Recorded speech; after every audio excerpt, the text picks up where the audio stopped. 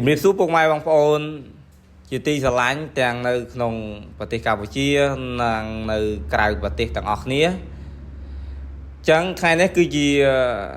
ថ្ងៃទី31ចឹងជាដាច់ខែហើយសូមជូនពរបងប្អូនទាំងអស់ទាំងនៅក្នុងស្រុកនិងក្រៅស្រុកជូនពររស់ស៊ីមានបានត្រជាក់ត្រជុំនិងហេងទាំងអស់គ្នាអញ្ចឹងថ្ងៃនេះខ្ញុំនឹងនិយាយអំពីវិធានបទរបស់លោកការចាំខ្លាំងដោយបងប្អូនបានស្គាល់ហើយឬមួយក៏អ្នកខ្លះគេហៅថាជាស្ថាបនិកដឹកលាមកហើយភាសាដែលយើងពិបាកស្ដាប់ឬក៏អសរោះគេហៅថាស្ថាបនិកដឹកអាច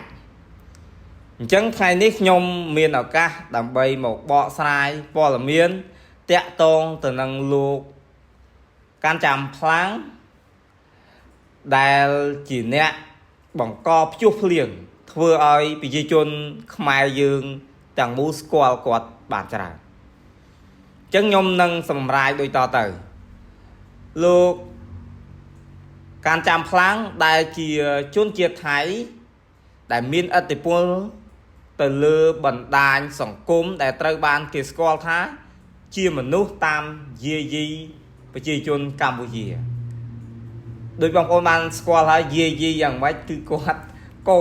គេកោឯងធ្វើឲ្យគេស្គាល់ស្ទើរតែមួយប្រទេសឲ្យតែអ្នកមាន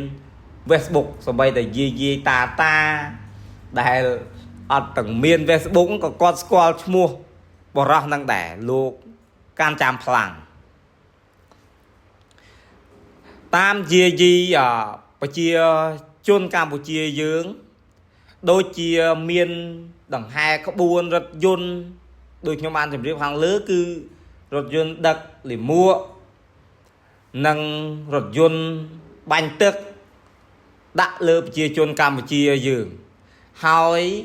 បានប្រើប្រាស់ជាច្រើនគ្រឿងមកចាក់គ្រឿងសំឡេងបំពងដាក់ប្រជាជនកម្ពុជាយើងដោយបងប្អូនបានដឹងហើយកន្លងមកមានភ្លេងអីខ្លះមានភ្លេងខ្មោចមានភ្លេងយន្តហោះអីជាដើមអញ្ចឹងទៅដើម្បីរំខានដល់ប្រជាជនកម្ពុជាយើងដែលស្ថិតនៅក្នុងភូមិជោគជ័យនិងភូមិព្រៃច័ន្ទបងប្អូនដែលជាប់នឹងព្រំបន្ទល់ណាហើយអញ្ចឹងគាត់មានសេចក្តីរំខានមែនទែននៅពេលដែលលោកបានចាំខ្លាំងហ្នឹងយកសម្លេងទាំងអស់នោះយកមកចាក់ទាំងគេទាំងឯងដឹងស្រាប់ហើយបងប្អូនថ្លង់ល្មមអីសម្លេងខ្មោចហើយខ្ញុំហ្នឹងក៏បានស្ដាប់ដែរសម្លេងហ្នឹងគឺគួរឲ្យខ្លាចបងប្អូនគួរឲ្យខ្លាចតែបើយើងចាស់អត់អីដូចគ្នាក្មេងអ្នកខ្លះហ្នឹងក្មេងហ្នឹងញ័រតែត្រួននៅក្នុងផ្ទះហើយអញ្ចឹងទៅផ្ទះតែជាប់ជាតិទៅណាបងប្អូនហើយអ្នកខ្លះក៏ត្រូវចម្លៀសចេញដែរអញ្ចឹងយើងងាកមកវិញគឺនៅក្នុងភូមិជោគជ័យនិងភូមិព្រៃច័ន្ទដែលមិនអោយគាត់នឹងសម្រានបានទេគឺគោលបំណងរបស់លោកចាន់ចាំខ្លាំងហ្នឹងគឺចង់បណ្ដេញប្រជាជនយើងហ្នឹងឲ្យចេញពីទីនោះបងប្អូនឲ្យចេញពីទីនោះហើយលោកចាន់ចាំខ្លាំងហ្នឹងមានរឿងអាស្រូវច្រើនបងប្អូនរឿងអាស្រូវច្រើនតាក់ទងទៅនឹងលុយលោកចាន់ចាំខ្លាំងហ្នឹងបានរៃអង្គាសប្រាក់ពីប្រជាជនយ៉ាងច្រើនដាក់ចូលទៅក្នុងកញ្ចប់មូលនិធិរបស់គាត់ដោយបានអះអាងថាលុយនោះណាមានចំនួនច្រើនបងប្អូនគាត់បាននិយាយលោកចាន់ចាំខ្លាំងថារាប់លានដុល្លារតែយើងអត់មានទិន្នន័យឬក៏តាក់លហីកណាឲ្យច្បាស់ថាអូប្រហែល10000ដុល្លារប្រហែលលានដុល្លារគឺអត់ដឹងទេហើយគាត់យកលុយនោះដើម្បីទៅជួយប្រជាពលរដ្ឋក៏ដូចជាកសាងផ្លូវនិងជួយកងទ័ពជួរមុខដូចយើងជួយកងទ័ពជួរមុខយើងចឹងដែរដូចគ្នាបងប្អូនមួយរយៈពេលមុនហ្នឹងគឺបកគលនឹងហាក់ដូចជាក្អេងក្អាងគាត់នឹងស្ថាបនិកដឹកលាមកហ្នឹងសហសនាមគាត់ហ្នឹងគឺគាត់ក្អេងក្អាងហើយគាត់មានមោទនភាពលើខ្លួនឯងប្រៀបដូចជាវីរៈបុរសនៅក្នុងប្រទេសថៃចឹងបងប្អូនគេស្គាល់គាត់ច្រើនហើយគាត់មានជាប្រិយភាពខ្លាំងដោយសារតែ គាត់ទាំងឯងបានដឹកនាំប្រជាជនធ្វើគ្រប់បែបយ៉ាងដើម្បីរំខានដល់ប្រជាជនខ្មែររបស់យើងបងប្អូនអញ្ចឹងបានគេស្គាល់គាត់នឹងឯងច្រើនប៉ុន្តែនៅពេលនេះបែរជាប៉ុន្តែនៅពេលនេះបែរជាគាត់មកសម្រក់ទឹកភ្នែកចំពោះមុខអ្នកកសែតទៅវិញបងប្អូនតែយើងមានបញ្ហា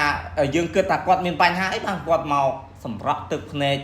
ចំពោះមុខអ្នកកសែតបងប្អូនឆ្ងល់ឃើញរូបភាពឃើញអីហ្នឹងគាត់ឆ្ងល់នៅគណៈពេលដែលពិធីចុះហត្ថលេខារវាងប្រទេសកម្ពុជានិងថៃដែលមានអ្នកអមដូចជាម៉ាឡេស៊ីទុយម៉ា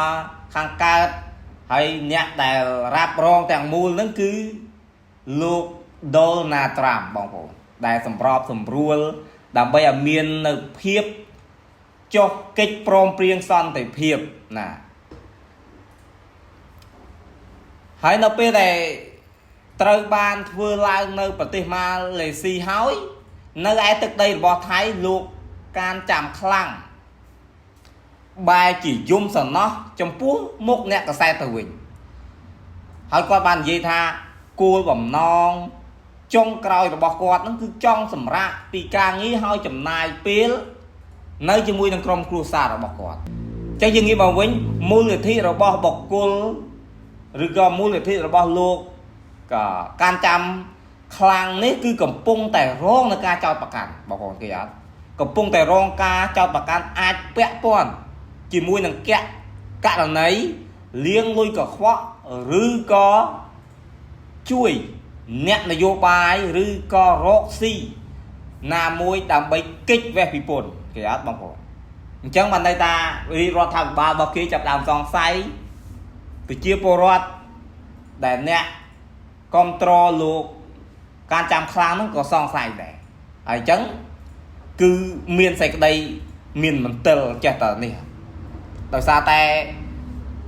គេចោទប្រកាន់ថាលុយហ្នឹងរងនៅការលាងលុយបងប្អូនលុយលាងលុយខ្មៅលុយកខ្វក់អញ្ចឹងទៅបានន័យថាពុករលួយអញ្ចឹងទៅអញ្ចឹងដូច្នេះហើយបានជាលោកការចាំខ្លាំងនៅចំពោះមុខអ្នកកសែតហ្នឹងគាត់បានលើកឡើងថាសូមឲ្យក្រសួងធ្វើការស៊ើបអង្កេតទៅលើមូលនិធិរបស់គាត់ចុះអញ្ចឹងបានគាត់អត់ខ្លាចទេមានន័យថាគាត់នឹងរបៀបថាភាសាខ្មែរយើងថាមាសសុទ្ធតែខ្លាចភ្លើងគាត់ប្រាប់គេថាឲ្យក្រសួងមកពិនិត្យគាត់មក transaction របស់គាត់អីកងធនាគាររបស់គាត់អីគាត់មានអីគាត់ឲ្យពិនិត្យទាំងអស់តាអញ្ចឹងថាគាត់ខ្លាហានដែរណាអាហ្នឹងយើងចង់បង្ហាញភាពស្អាតរបស់គាត់អានេះយើងអានេះបើតាមយើងគិតមើលបងប្អូនពួកគាត់ឲ្យក្រសួងមកសង្កេតទៅលើមូលនិធិរបស់គាត់បានហើយព្រមទាំងគាត់នឹងមានទាំងរថយន្តមួយដ៏ទំនើបដឹងម៉ាស្អីហ៎បងប្អូន Ferrari ពណ៌ក្រហមឆ្អិនឆ្អៅទៀតបងប្អូនស្អាត Ferrari គឺមិនថោកទេបងប្អូនគឺមិនតិច$1,000ទេហើយអញ្ចឹងគេសង្ស័យថាអូប្រហែលជាយកលុយដែលរៃអង្គាអំពីមូលនិធិដែលជួយកងទ័ពធ្វើផ្លូវជួយជួរមុខជួយអីហ្នឹងប្រហែលយកទៅទិញឡាន Ferrari ហ្នឹងហើយអញ្ចឹងបានជាគេឲ្យមាននៅបើកដោយការស៊ើបអង្កេតទៅលើមូលនិធិរបស់លោកការចាំខ្លាំងហ្នឹងបងប្អូនណាអញ្ចឹងគាត់មានរថយន្តដល់ទំនើបមួយពណ៌ក្រហមគឺ Ferrari ហើយកសែតនៅក្នុងស្រុកថៃបានចេញផ្សាយនៅថ្ងៃទី24ខែតុលាឆ្នាំ2025បានឲ្យដឹងថាលោកការចាំខ្លាំងបានដាក់ញត្តិការធ្វើសុំបានដាក់ញត្តិធ្វើការសុំឲ្យអង្គភាពហ្នឹងមកស៊ើបអង្កេតទៅលើមូលនិធិរបស់ខ្លួនអញ្ចឹងបានន័យថានៅពេលដែលគ្រាន់តែគេសង្ស័យថាគាត់មានរឿងអាស្រូវរឿងលុយតាក់តងលាងលុយកខ្វក់យកលុយទៅជួលអ្នកនយោបាយឬមួយក៏យកលុយទៅណាផ្សេងតាក់តងទៅនឹងឡាន Ferrari ហ្នឹងគាត់ចេញមុខខ្លួនឯងគាត់ចេញមុខថាសូមស្នើទៅក្រសួងដើម្បីមកត្រួតពិនិត្យទៅលើមូលនិធិរបស់គាត់ហ្នឹងតើ việc đôi chân này ở bên đây là con liên phiếp xa ỏng đôi dương tha kỳ rì cồn dương chắc những trình lại bỏ xài những liên phiếp xa ỏng bỏ dương còn tay mà đừng thả quạt chân men rồi có tay bóng ổn dương to tại dương những tam đàn tiệt bóng ổn tam đàn tiệt hỏi quạt bàn từ tam cả có hai dạng na cả đó bằng to pi chân pi cửa xuống chẳng bàn đây ta quạt nắng bàn từ cửa xuống bóng ổn từ cửa xuống hãy quạt chân mà mình hãy bàn nè cả xe xua bàn nơi trong phù mục nè cả xe nó cứ quạt bàn liên phía áp xong bảo con từ nhóm ăn gì một hàng lớn để cầm pung tại rong người ca trao bạc cắn liên lui mày rứ cả lui cả khoa đòi chuôn thì bảy nè miền chuôn thì bảy tiệt bằng hồn miền chuôn thì bảy tiệt chẳng kia xong sai tha quạt nắng miền nè nơi bị cao non quạt mũi tiệt chẳng kia xong sai nè đòi kia bò miền nắng bàn kia prata liên lui cả khoa đòi chuôn thì bảy lụcการจำคลังบานเนี่ยยีท่าประสันมาเหมือนนุกรุบเนี่ยโยลทำมูลเนี่ยที่เราบอกขยมนี่คือจะการเลี้ยงลุยกับขวะหรือคือจองแปะปอนจิ๋มมวยนังกากิจปุนนังกาโรคซี่เอาจนที่ใบนุโซไม่กระทรวงทเวกาซื้อปังแกโจ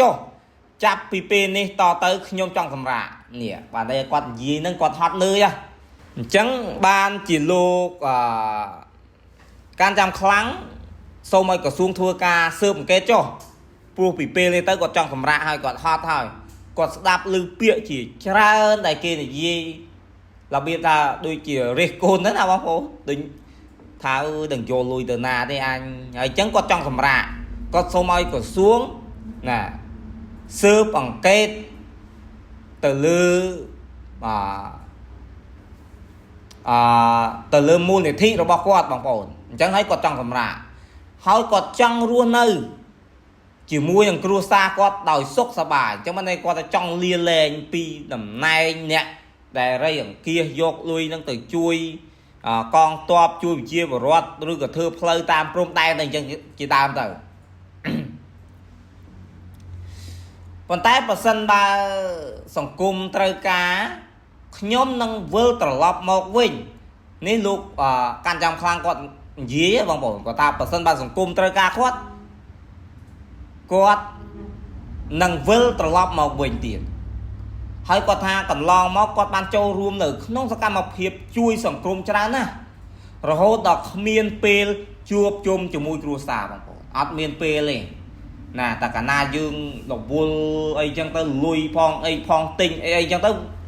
người vào hồn ớt miên pê chuột mùi cua xà thì chẳng ban thì con gì kháng lư là con trong phẩm ra nè con trong phẩm ra hay con prap rai rap ta con chui sòng cung ấy chán nè rồi hốt đọc miên pê chuột chôm mùi cua xà thì hỏiลูกจานลูกการจำคลั่งบานอ่างท้าคล้วนบานบังเกิดหนึ่งมูลลิธิมวยดำใบไรอย่างเกียร์ประช่วยประจีจนหนังกองตัวโดยจิตเธอเพลย์ชีวิตเส้นแล้วบ่มลองเป๊ะแต่มีสังเกตขมายจะมวยจำไปจีเนี่ยบางในกอดจ่องยีดากอดเมียนกุนบันนังหอยนะกอดคอมไรลุยช่วยให้ไอ้หอยแต่ปลายจี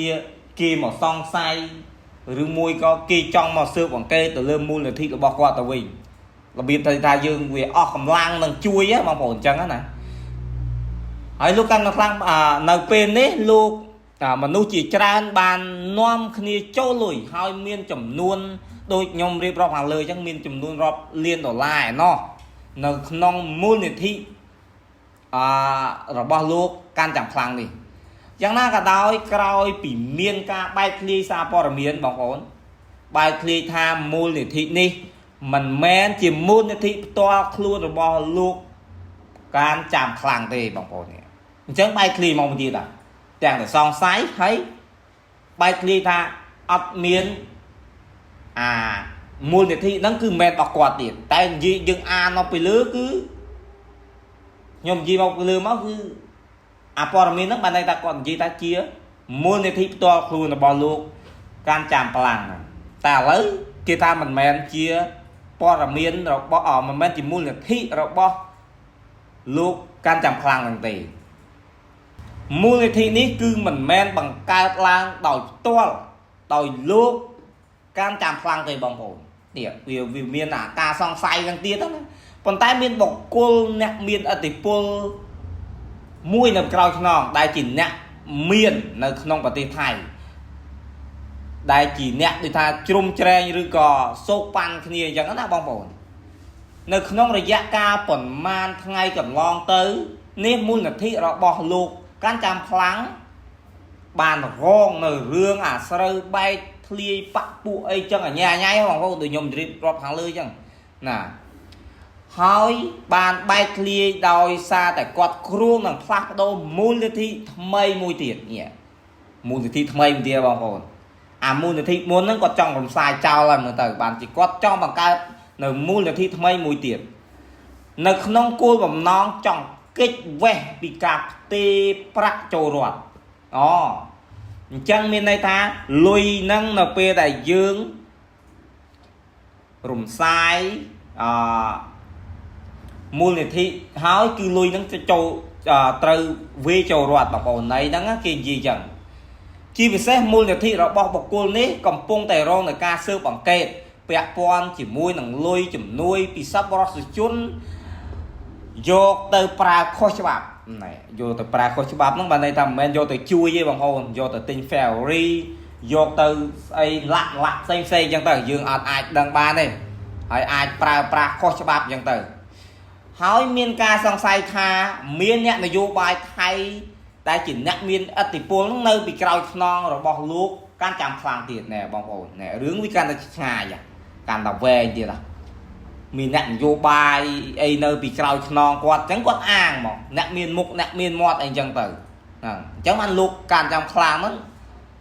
គេចេះតែសង្ស័យច្រើនហើយលោកកាន់ខ្លាំងហើយបានលោកហើយបានប្រើប្រាស់បុគ្គលនោះធ្វើជាឧបករណ៍ក្នុងការលាងលុយកខ្វក់ឬក៏កិច្ចពន្ធជាដើមអញ្ចឹងមានន័យថាអ្នកដែលនៅពីក្រោយខ្នងហ្នឹងប្រើប្រាស់លោកការចាំខ្លាំងហ្នឹងជាឧបករណ៍អញ្ចឹងទៅដើម្បីរៃអង្គាសលុយមូលនិធិផ្សេងអញ្ចឹងទៅបន្ទាប់ពីព័ត៌មាននេះបានបែកធ្លាយមនុស្សដែលធ្លាប់បានចូលលុយនៅក្នុងមូលនិធិនេះនៅក្នុងចំនួនជាច្រើនបងប្អូនដូចខាងលើអញ្ចឹងរាប់លានដុល្លារហើយក៏បានចាប់ផ្ដើមភ័យខ្លួនហើយក៏ទាមទារលុយនោះមកវិញនៅក្នុងចំណោមនោះមានម្នាក់គឺជាស្ថាប័ននេះបងប្អូនធំណាស់ស្ថាប័នហ្នឹងគឺជា Miss Grand International MIG បងប្អូនអធិស្ឋានគឺ MIG គឺលោក Nawat Isarat Kraisil ណែបងប្អូនសំបីតែម្ចាស់ស្ថាប័ន Miss Grand International MIG ក៏គេមានការសង្ស័យឬក៏មានការទាមទារលុយពីលោកការចាំខ្លាំងដែរបងប្អូនអញ្ចឹងបងប្អូនប្រហែលជាស្គាល់គាត់ហើយបុគ្គលម្នាក់នោះណាបងប្អូនដែលជាម្ចាស់ស្ថាប័ន Miss Grand International MIG ណាប្រហែលជាបងប្អូនមួយចំនួនតូចក៏ស្គាល់ហើយមួយចំនួនធំហ្នឹងប្រហែលជាអត់ស្គាល់ទេហើយមួយរយៈកាលកន្លងទៅគេក៏បានធ្វើព្យុះភ្លៀងបង្កជាបញ្ហានៅប្រទេសកម្ពុជាយើងដែរបងប្អូនព្យុះភ្លៀងយ៉ាងម៉េចគឺតាក់ទងទៅនឹង Miss Grand International នៅក្នុងកម្មវិធីហ្នឹងណាបងប្អូនប្រហែលជាធ្លាប់ស្គាល់ហើយគាត់ហ្នឹងតែតើអ្នកតាមដាន Miss Grand ដែរបងប្អូនសម្បីតែខ្ញុំហ្នឹងក៏មិនទៅជាច្បាស់ដែរទេណាអញ្ចឹងបងប្អូនប្រហែលជាស្គាល់គាត់ហើយព្រោះគាត់ជាប់ពាក់ព័ន្ធជាមួយនឹងកម្មវិធី Miss Grand International ផងដែរបុគ្គលនោះបានចូលលុយនៅក្នុងមូលនិធិរបស់លោកកាន់ចាំខ្លាំងចំនួនប្រមាណ50,000 បាតច្រើនបងប្អូន50,000 បាតច្រើនប៉ុន្តែនៅក្នុងពេលចាប់ផ្ដើមទាឲ្យលោកកាន់ចាំខ្លាំងសងមកវិញការទាមទារឲ្យលោកកាន់ចាំខ្លាំងសងមកវិញនោះគឺដោយសារតែលោកណាវ៉ាត់ខ្លាចជាប់ពាក់ព័ន្ធនៅក្នុងអំពើលាងលុយឬក៏បទឧក្រិដ្ឋកម្មណាមួយលាក់នឹងលាក់អញ្ចឹងទៅអញ្ចឹងបានន័យថាលុយដែលគាត់ចូលនឹងច្រើនប្រសិនបើ លោកការចាំខ្លាំងនឹងយកទៅប្រើប្រាស់ស្អីដែលជាអំពើខុសច្បាប់អញ្ចឹងគាត់មិនជាប់ពាក់ព័ន្ធទាំងដែរគេមើលអា transaction ដែលផ្ញើទៅចូលអញ្ចឹងទៅឃើញលុយគាត់ផ្ញើច្រើនជាងគេរឹតតែសង្ស័យទៀតថាទៅជួលអាណាទៅបាញ់អាណាហ្នឹងយើងឧទាហរណ៍បងប្អូនយើងអត់ដឹងថាគាត់យកទៅអីខុសច្បាប់ទេយើងអត់ដឹងទេបងប្អូនព្រោះយើងសិតតែការសន្និដ្ឋានដូចគ្នាបងប្អូនគឺអត់មានផោះតាងឬក៏តលហីកណាមួយបើបញ្ជាក់ថាគាត់នឹងធ្វើអីខុសច្បាប់ទេតែលោកណាវ៉ាត់ទេក៏ខ្លាចព្រោះគាត់ចូលច្រើនដែរបងប្អូន 50000 បាតមិនមែនតិចទេណាបងប្អូន 50000 បាតអញ្ចឹងមកលោកណាវ៉ាត់ហ្នឹងគាត់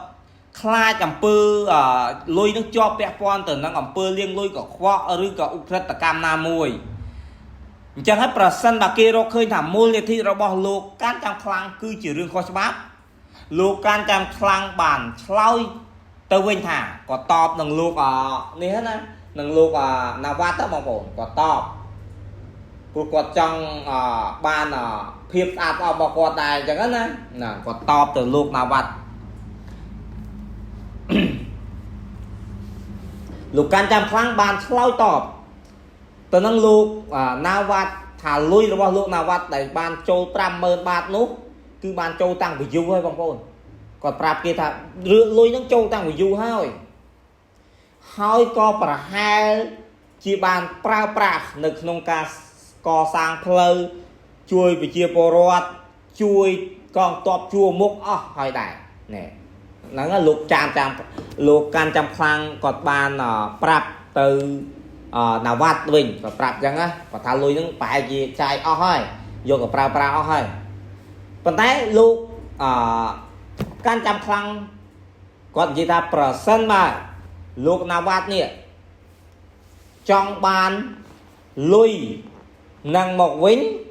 គាត់នឹងវេលុយរបស់គាត់តខ្លួននឹងឲ្យលោកណាវ៉ាត់វិញបងប្អូនអញ្ចឹងបានតែគាត់ចង់លៀងភាពស្អាតស្អំរបស់គាត់ព្រោះគាត់និយាយហ្នឹងន័យហ្នឹងបានតែលុយហ្នឹងយកទៅច្បុកច្បោកគ្នាអស់ហើយតិចតួចអីចូលគ្នាទាំងអស់ទៅមិនដឹងជាយកចាយអីអញ្ចឹងណាអញ្ចឹងគាត់និយាយថាប្រហែលចាយអស់ហើយប្រើប្រាស់អស់ហើយគាត់អត់និយាយចាយគាត់និយាយភាសាការទូតរបស់គាត់គឺប្រើប្រាស់អស់ហើយដូចជាធ្វើផ្លូវជួយជាបរដ្ឋកងទ័ពជួមុខអីអញ្ចឹងជាដើមលាក់នឹងលាក់អញ្ចឹងទៅ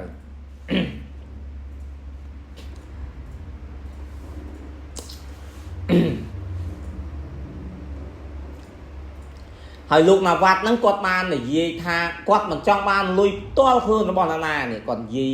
បែបចំហទៀតណាក៏អត់មាននិយាយថាអូចង់បានលុយផ្ទាល់ខ្លួនរបស់លោកកាន់ចាំប្លាំងអីអត់ទេក៏អត់មាននិយាយអញ្ចឹងទេតែលោកកាន់ចាំប្លាំងនិយាយតាំងពីលើដែលខ្ញុំអានហើយថាបើសិនបើលោកណាវ៉ាត់ចង់បានលុយគាត់នឹងវេលុយដែលផ្ទាល់ខ្លួនរបស់គាត់នឹងឲ្យវិញហើយរួចលោកណាវ៉ាត់បានឆ្លើយតបវិញទាំងបើកចំហថាគាត់អត់ចង់បានលុយផ្ទាល់ខ្លួនរបស់អ្នកណាទេតែគាត់ចង់បានលុយគាត់មកវិញឃើញគាត់សង្កត់ចុងហ្នឹងគឺស្មើនឹងគាត់ទាំងឯងឲ្យលោកការចាំប្លាងហ្នឹងបាញ់លុយឲ្យគាត់ទាំងឯងគាត់និយាយហ្នឹងណៃគឺអញ្ចឹងតែគាត់និយាយជាលក្ខណៈផកប៉លីកឬមួយក៏បើកចំហថាគាត់អត់ចង់បានលុយបណ្ដាលតខ្លួនទេគាត់ចង់បានតែលុយតែគាត់ចូលវិញនេះណៃហ្នឹងគឺអញ្ចឹងហ៎បងប្អូនគាត់និយាយមកគឺបើកចំហឲ្យលោកកាន់ចាំប្លាំងដឹងខ្លួនឯងអញ្ចឹងណាមូលនិធិរបស់លោកកាន់ចាំខ្លាំង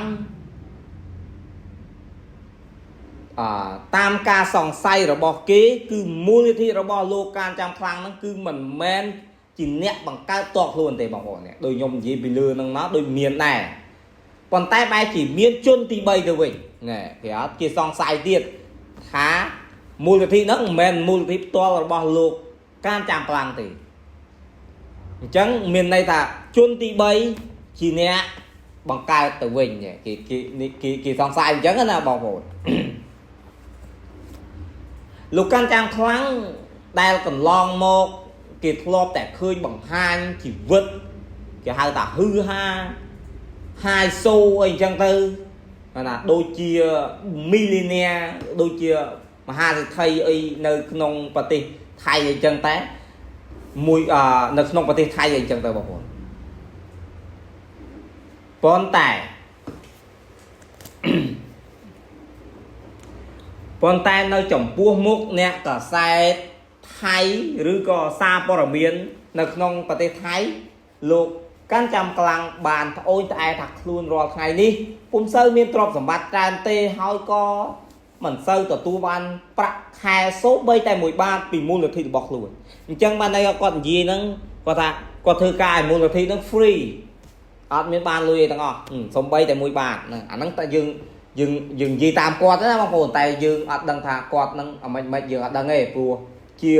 រឿងរបស់គាត់និយាយដើម្បីឲ្យល្អខ្លួនគាត់ក៏មិនដឹងយើងសិតតែស្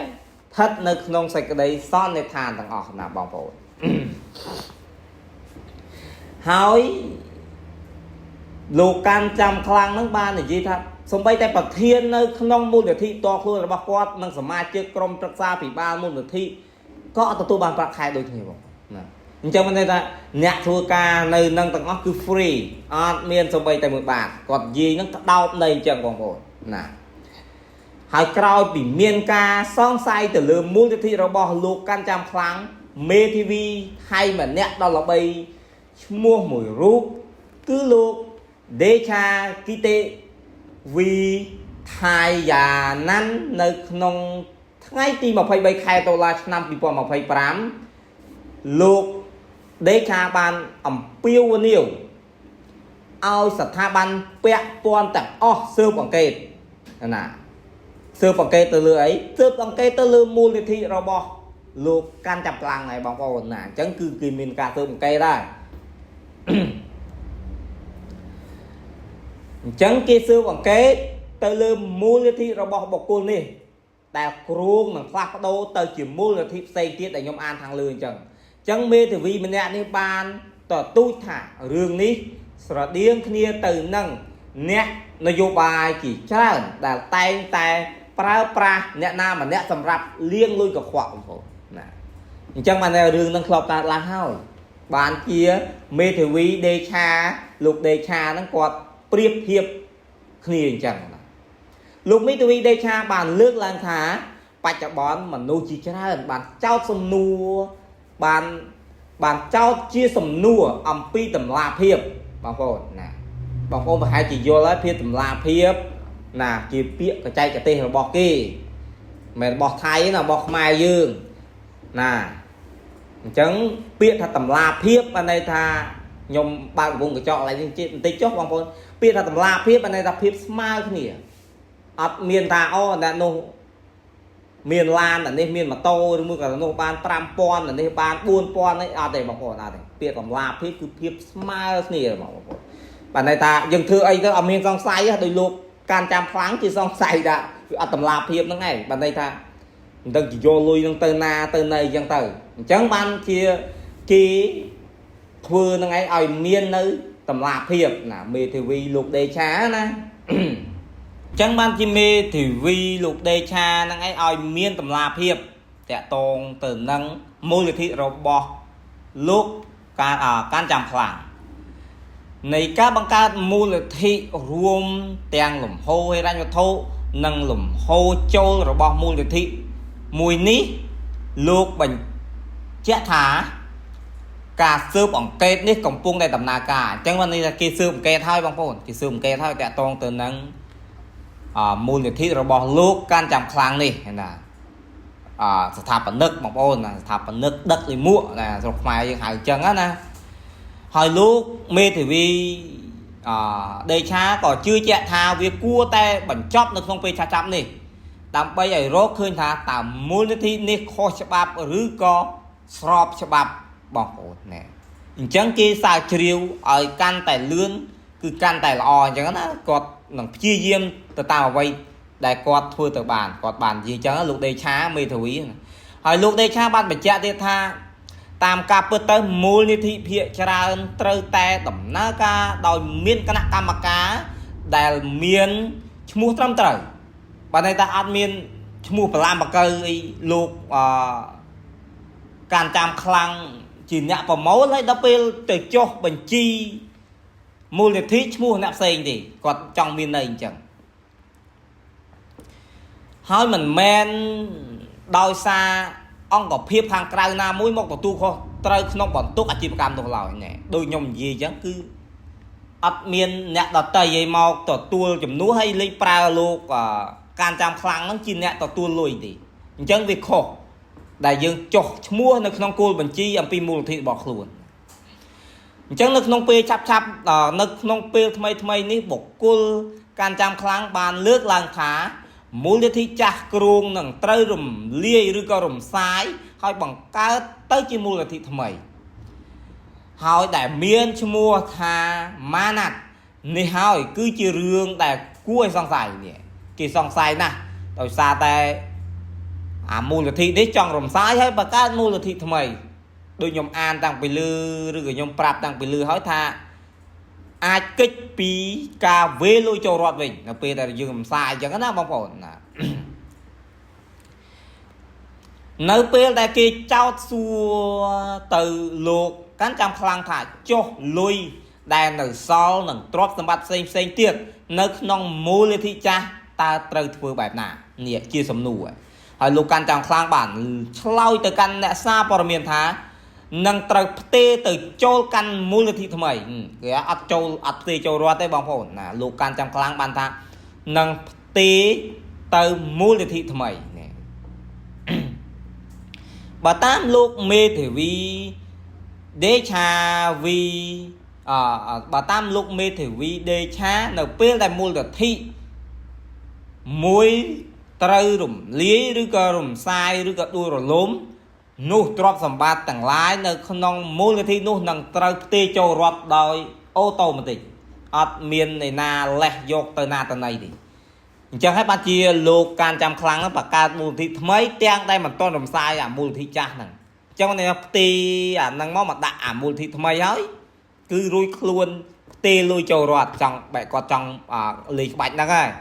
មើលដំណើររបស់គាត់ណាបងប្អូនតាមដែលយើងដឹងទៅតែយើងអត់ដឹងថាយ៉ាងម៉េចទេពួកគេកំពុងដោះស្រាយជាមួយនឹងមេធាវីណាជាមួយនឹងមេធាវីអញ្ចឹងហើយបានលោកដេឆាថាគឺមិនអាចផ្ទេរទៅកាន់មូលនិធិថ្មីបានទេណាដំបូងឡើយលោកការចាំខ្លាំងបានអះអាងថាខ្លួនគឺជាអ្នកបង្កើតមូលនិធិនៅក្នុងការប្រមូលលុយប៉ុន្តែជាក់ស្ដែងឈ្មោះមូលប៉ុន្តែជាក់ស្ដែងមិនមែនឈ្មោះលោកកាន់ចាំខ្លាំងទេគឺជាអ្នកចុះបញ្ជីនោះគឺមិនមែនលោកកាន់ចាំខ្លាំងទេអញ្ចឹងបានជាគេមានការសង្ស័យយូរហេតុអ្វីបានមានជនទី3មកចុះបញ្ជីជំនួសលោកកាន់ចាំខ្លាំងវិញបងប្អូនណាអញ្ចឹងលោកមេធាវីដេឆាបានចោទសួរជាសំណួរថាចោទជាសំណួរទៅកាន់មហាជនថាហេតុអ្វីបានជាលោកកាន់ចាំខ្លាំងមិនចុះបញ្ជីដោយខ្លួនឯងធ្វើជាម្ចាស់ឬក៏ជានាយកមូលនិធិរបស់ខ្លួនទៅណាអញ្ចឹងបានន័យថាមេធាវីហ្នឹងគេចោទសួរគេឆ្ងល់គេសង្ស័យដូចតែជាបរិវត្តដូចគ្នាទេបងប្អូនណាលោកបន្តទៀតថាតើបុគ្គលកាន់ចាំខ្លាំងនេះមានតួនាទីអ្វីមានលោកកាន់ចាំខ្លាំងនេះមានតួនាទីអ្វីឲ្យពិតប្រាកដនឹងធ្វើសកម្មភាពអ្វីឲ្យពិតប្រាកដនៅក្នុងមូលនិធិនេះណែមេធាវីដេឆាគេសង្ស័យហើយមេធាវីដេឆាបានបញ្ជាក់ថាសកម្មភាពគួរឲ្យសង្ស័យរបស់លោកកាន់ចាំខ្លាំងនេះគឺវាស្តៀងទៅជាមួយនឹងសកម្មភាពរបស់អ្នកនយោបាយផ្សេងទៀតណែដូចខ្ញុំលើកខាងលើអញ្ចឹងគឺរឿងហ្នឹងវាធ្លាប់កើតឡើងហើយបានជាគេហ្នឹងចេះតែសង្ស័យបងប្អូនបានគេហ្នឹងឯងចេះតែសង្ស័យ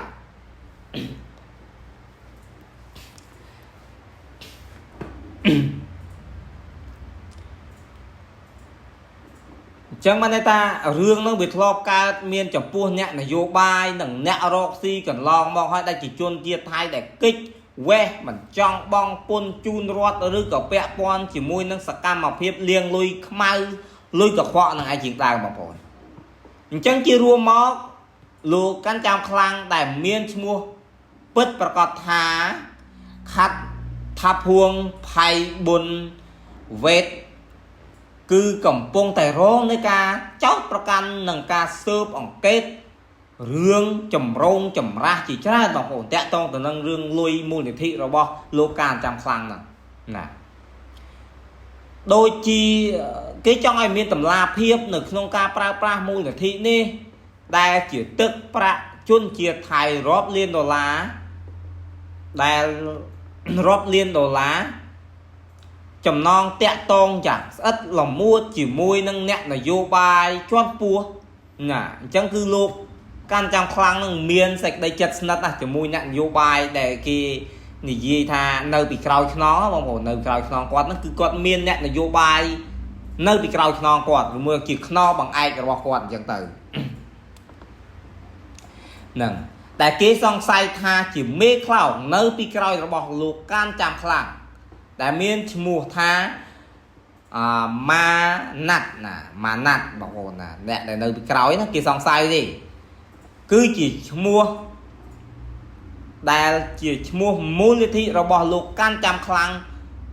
គ្រោងនឹងផ្លាស់ប្ដូរទៅ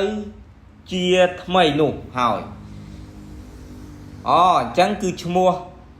ថាម៉ាណាត់ហ្នឹងគឺមិនមែនជាអ្នកនៅក្រោយខ្នងទេបងប្អូនគឺជាឈ្មោះដែលគាត់មូលនិធិថ្មីរបស់គាត់ដែលគាត់គ្រោងនឹងផ្លាស់ប្ដូរទៅបងប្អូនហើយលោកកាន់ចាំខ្លាំងបានអះអាងថាខ្លួនពិតជាមានទំនាក់ទំនងចិត្តស្និទ្ធជាមួយនឹងអ្នកនយោបាយថាម៉ាណាត់មែនបងប្អូនថាម៉ាណាត់មែនប៉ុន្តែលើកឡើងថាខ្លួនមិនបានបម្រើនយោបាយឲ្យបុគ្គលម្នាក់នោះឡើយជាចុងក្រោយបុគ្គលនេះកាន់តែជាចុងក្រោយបុគ្គលកាន់ចាំខ្លាំងនេះក៏កំពុងតែមានទំនាស់ទំនាក់ទំនងជាមួយជាចុងក្រោយបុគ្គលកាន់ចាំខ្លាំងនេះក៏កំពុងតែមានទំនាស់និងទំនាក់ទំនងរកាំរកោសជាមួយនឹងបណ្ដាជនល្បីដូចជាជនជាតិថៃតួយ៉ាងដូចជាលោកណាវ៉ាតដែលជាម្ចាស់ស្ថាប័ន Miss Grand International ជាដើមបងប្អូនអញ្ចឹងសរុបសេចក្តីមក